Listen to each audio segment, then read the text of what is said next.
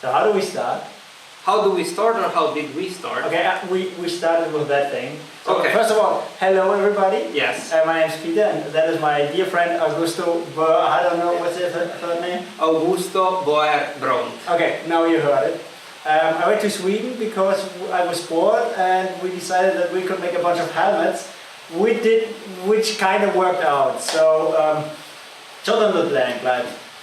We came up with the idea that how did they start making helmets, and maybe it was from a thick plate. So Augusto took a bit of C45 and forged it out with a power hammer into this beautiful piece, which we then tried to turn into a helmet. That's like what we've got so far. It's still warm, so I'm not gonna touch it by hand.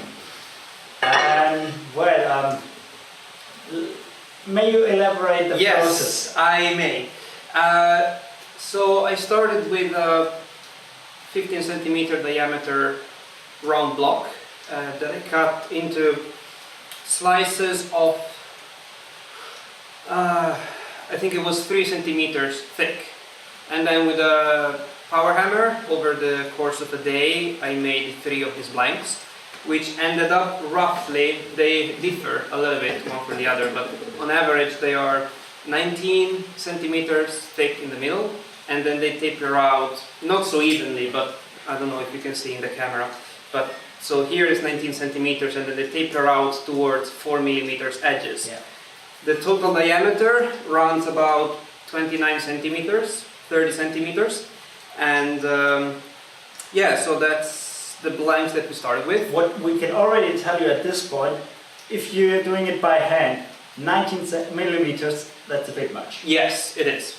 If I were to do it next time, or if I owned a power hammer, I would trim down the center of the blanks by at least 5-6 millimeters to have like a 15 millimeter core, because we started by drawing out the edges first from 4 millimeters to 2 millimeters, since we didn't need that much material in the first place, and then we went from the outside in with this sledgehammer. That yes. So that's I think a 3 kilo, 3.5 kilos sledgehammer, and it's like 25 centimeters long, the neck. But by the way, you need one which is shorter in the beginning. Yes. Because that one, every time you hit, you're not at a right angle, but you end up like that. So if you make that one shorter, it's going to be a lot easier.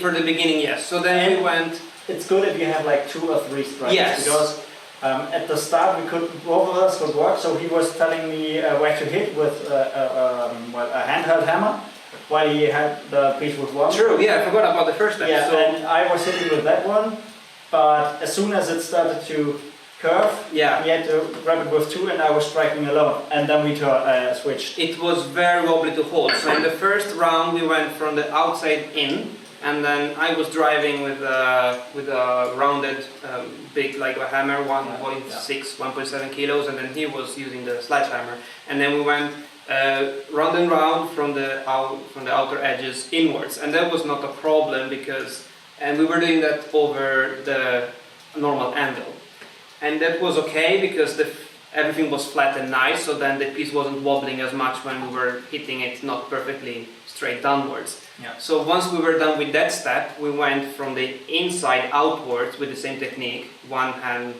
hammer and then 2-handed hammers, and then that's where the problem started with the piece being incredibly wobbly. So we decided to give up the driver with a single-handed hammer, and then that day was like on Monday morning, I was mostly holding it with 2 tongs, which by the way you need good ones for this job, because we had problems. We just used the tongs that I used and another pair that was laying in the workshop, and it wasn't the best solution. It was hard to grab sometimes, especially in the later stages when the when the piece is like this on the anvil, then you need also one which makes like a 90-degree turn. So he can stand on that side where he's sitting now, and I can strike from my side. Yes. So you need good tongs that you can grip weird thicknesses and shapes with, and so that's one advice for whomever wants to try. You need a big fire, Yes, you need a big So, fire I don't know how big with a deep fire pot, because what we had wasn't really that enough in the beginning, especially when it was really thick. Yeah. And then I would suggest this to do at least with with two strikers, if not three in total. Yeah. To give you a number, I know that in 1361 in Nuremberg there were 4 helmet smiths. So you probably had a master, 2 journeymen and 1 apprentice. And the master was probably the guy holding the piece and telling the other 2 where they have to strike. Or the other 3 if the apprentice was also striking. And as far as I know, they did not have a water-powered trip hammer inside the city. Therefore, they must have done it with strikers, which totally works. I mean, we got that deep with only 1 striker. Okay, it took us 3 days. Yeah, that's the problem. But So we took so long because we started too thick. yeah. And So we went. First step was from the outside in, and then we went 3 times from the middle, from the center outside to thin the bloody piece in the middle. It was 19 millimeters thick. Yeah. So that took us like 3 days. Like by the morning of the 3rd day, then we had a reasonable bucket. So that was like what we were looking for and what we were hoping for to achieve the first day, which we were sorely mistaken. Yeah. But now we know that, and you see also in manuscript illuminations that when they have strikers, with at least 2 more people striking, like breastplates or helmets and stuff like that. So it was just the 2 of us. We wanted to experiment. We wanted to see how far we could come with this process, and I was mostly interested in understanding the various steps and how the material behaves under with using this technique.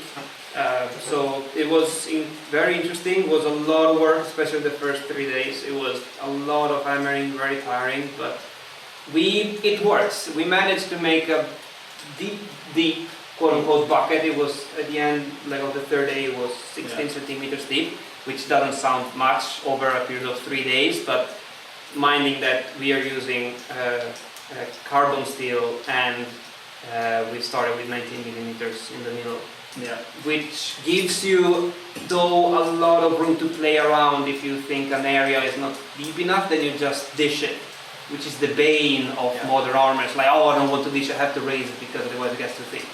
That's the exact opposite. You want to squash out as much material. It's actually, I would say it's pretty simple once you figure that out. Yes. Same with raising, like once you know how it's done, it's meh. Yes. Now, one problem is that we faced, this is supposed to be a solid. Now, the tail is missing. You need that teardrop shape, like right from the start, or you forge the blank like a bit pointy at one end, and this is like going to be the tail of the solid. We started with a circle. We should have, by the 3rd day, we realized, we should have drawn out the material, which there's plenty of. That's the fun of it, that you can do like normal blacksmithing techniques with this kind of stuff, where you can just use a pin hammer and just draw out, and then you get, because there is a lot of material. The blanks, they weigh around 4.7 kilos. And by the 3rd day we were at 4.2, so we lost half a kilo due to just scale, which shows that you don't lose that much material, at least with how we did it. Yeah. But we also didn't heat it to like a white hot. It's like a strong yellow, but not even that. I mean, just like an orange, like a bright orange, which is also better for the carbon steel, so you don't burn out the carbon. Now, right now, we do not have enough distance on the entire solid for the tail, which is going to be rather long. But the whole thing is like super heavy, far too heavy for a solid anyway, which is why maybe not far too heavy, but on the heavy side, I would say. It's really on the heavy side. Which is why I will just try moving that point a bit more forward, so I get more distance here, and I have enough material certainly that I can make this into a workable solid, hopefully. And I mean, like in the front, even if I look at it like this, that's like 2 or 3 millimeters that I still have there, or even more. So you can stretch quite a lot. And it's even, what's his name, Josh? Joshua Koss. You were right, we should have worked the sides more. Yes, like exactly here, this is like, that's like where it's the thickest at the moment. Yeah, at a certain point we realized that we have a lot of material in this area here, all around the helmet, and then it was too late for us to work it from the inside. So it was a bit of a struggle, and then a lot about this is preparation work, I would say.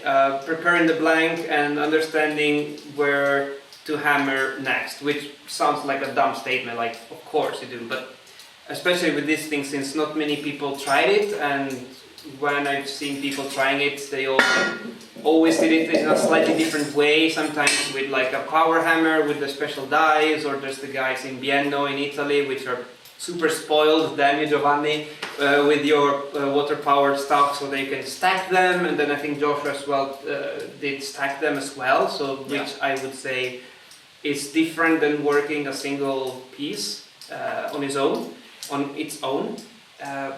So it's we wish to do this more, and Next year again, before September. But if there's people that are interested in this, I would be very happy to host people here in Sweden. We need 2 more strikers. Yes, 2 more strikers. I'm paying for the coal and the steel, but I get to take the helmet. Yes, but then you would unfortunately have to pay transportation of yourself to here, but we would have a lot of it's time. It's fun. Yeah, it is. It is. So I guess that's it. And see you next time. Yes. Well, bye. Bye.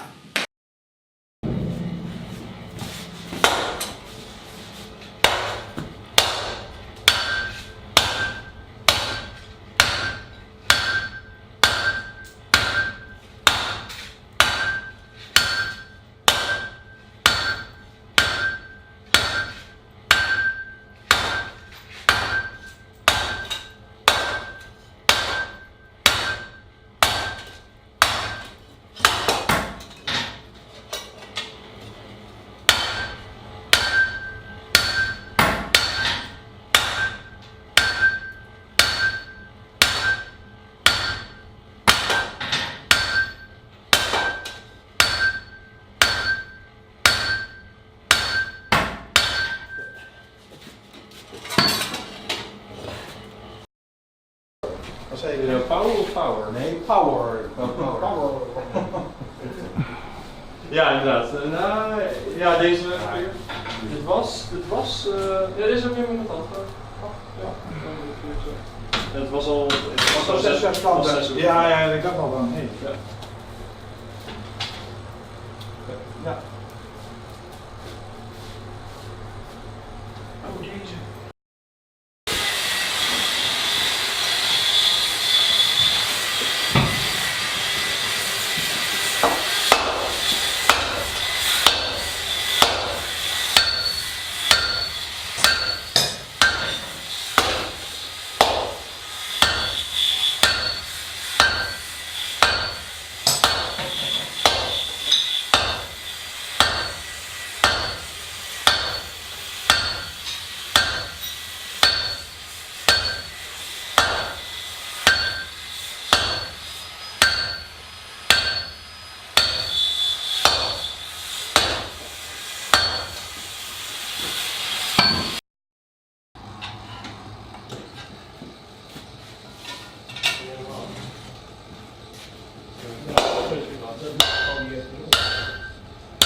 Ik kan een beetje als het van.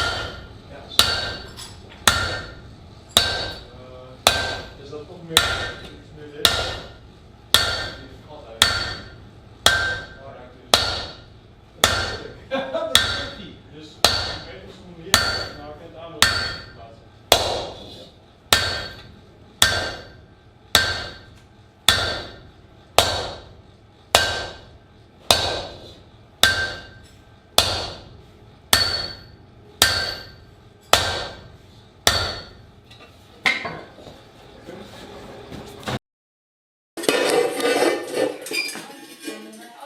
Very nice. This is going to be a salad whether you like it or not. Yeah, I mean it is. It's just. Actually, I think that I will not raise it. I would just dish out that point. Yeah. And then it's like probably done. We.